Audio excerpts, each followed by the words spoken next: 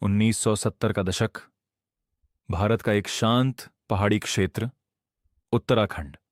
ऊंचे ऊंचे हिमालयी पहाड़, घने हरे जंगल, साफ बहती नदियां और छोटे छोटे गांव जहां लोग प्रकृति के साथ एक गहरे रिश्ते में जीते थे। यहां जंगल सिर्फ पेड़ों का समूह नहीं थे, बल्कि जीवन का आधार थे। खाना, ईंधन, पानी, पशुओं का चारा, सब कुछ इन्हीं जंगलों से आता था। लेकिन इसी शांत दुनिया के भीतर एक ऐसा बदलाव शुरू हो चुका था जिसने धीरे धीरे इस संतुलन को तोड़ना शुरू कर दिया।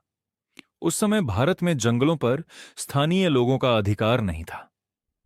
सरकार इन जंगलों को नियंत्रित करती थी और बड़े बड़े ठेकेदारों को लकड़ी काटने की अनुमति दे रही थी।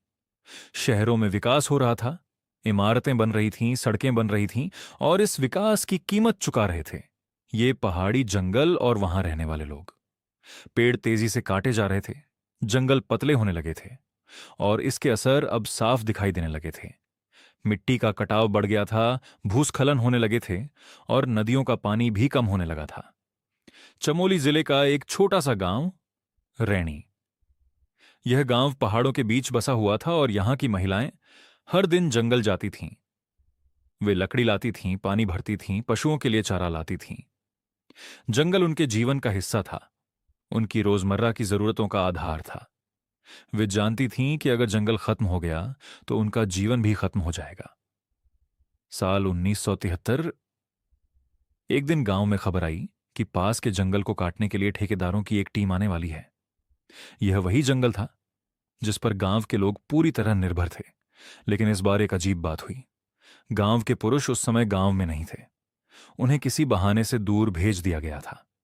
अब गांव में सिर्फ महिलाएं थीं, और सामने आने वाला था एक बड़ा संकट। जब ठेकेदारों की टीम वहां पहुंची, उनके पास औजार थे, मशीनें थीं, और पेड़ों को काटने की पूरी तैयारी थी। लेकिन उन्हें यह अंदाजा नहीं था कि उन्हें किस तरह का सामना करना पड़ेगा। गांव की एक महिला आगे आई, गौरा देवी। वह सिर्फ एक सामान्य ग्रामीण महिला नहीं थी, बल्कि एक साहसी और समझदार नेता थीं।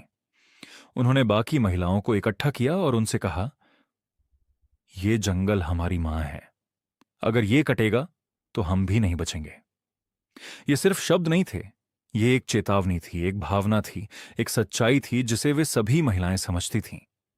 जैसे ही ठेकेदार पेड़ों को काटने आगे बढ़े, गौरा देवी और गांव की अन्य महिलाएं सीधे पेड़ों से जाकर लिपट गईं।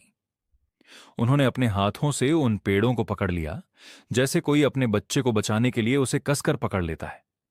उन्होंने ठेकेदारों से कहा, पहले हमें काटो, फिर इन पेड़ों को काटना। यह एक ऐसा दृश्य था जिसे देखकर कोई भी हैरान रह जाता। सामने थीं निहत्थी महिलाएं, और दूसरी तरफ थे औजारों और ताकत से लैस लोग। ठेकेदारों ने उन्हें डराने की कोशिश की, चिल्लाए, धमकाया, लेकिन महिलाएं नहीं हटीं। वे घंटों तक पेड़ों से चिपकी रहीं। उनके चेहरे पर डर नहीं था, बल्कि एक अडिग संकल्प था। यह सिर्फ एक विरोध नहीं था, यह एक आंदोलन की शुरुआत थी।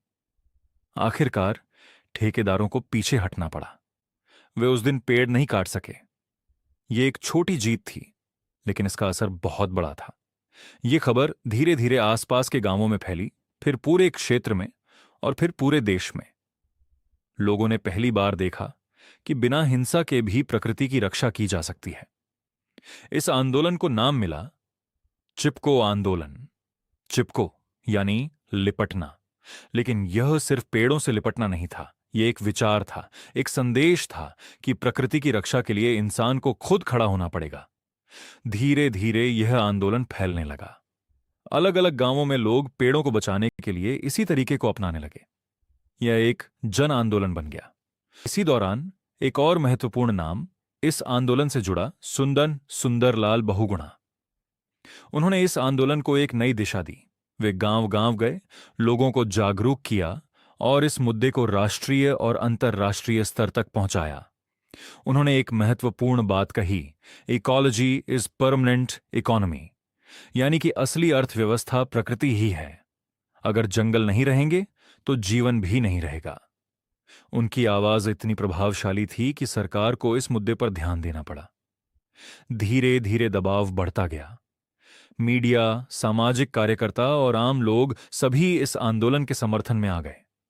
और आखिरकार 1980 में भारत सरकार ने एक ऐतिहासिक निर्णय लिया। हिमालयी क्षेत्रों में पेड़ों की कटाई पर 15 साल का प्रतिबंध लगा दिया गया। यह सिर्फ एक नीति परिवर्तन नहीं था, यह एक सोच का बदलाव था। एक छोटे से गांव की महिलाओं ने पूरे देश को यह सिखा दिया कि अगर इरादा मजबूत हो तो बड़े से बड़ा बदलाव भी संभव है। चिपको आंदोलन सिर्फ पर्यावरण की रक्षा के लिए नहीं था, बल्कि यह सामाजिक जागरूकता, एकता और साहस का प्रतीक बन गया। इसने यह दिखाया कि असली ताकत हथियारों में नहीं होती, बल्कि लोगों की एकजुटता और उनके संकल्प में होती है। आज जब हम विकास के नाम पर जंगल काटते हैं, नदियों को प्रदूषित करते हैं और प्रकृति को नजरअंदाज करते हैं, तब यह कहानी हमें आईना दिखाती है। यह हमें याद दिलाती है कि हम प्रकृति से अलग नहीं हैं, हम उसी का हिस्सा हैं। अगर हम उसे बचाएंगे तो हम खुद बचेंगे, और अगर हम उसे नष्ट करेंगे तो एक दिन हम भी उसके साथ खत्म हो जाएंगे। जब आखिरी पेड़ कट जाएगा और आखिरी नदी सूख जाएगी, तब हमें समझ आएगा कि पैसा खाया नहीं जा सकता। जय हिंद।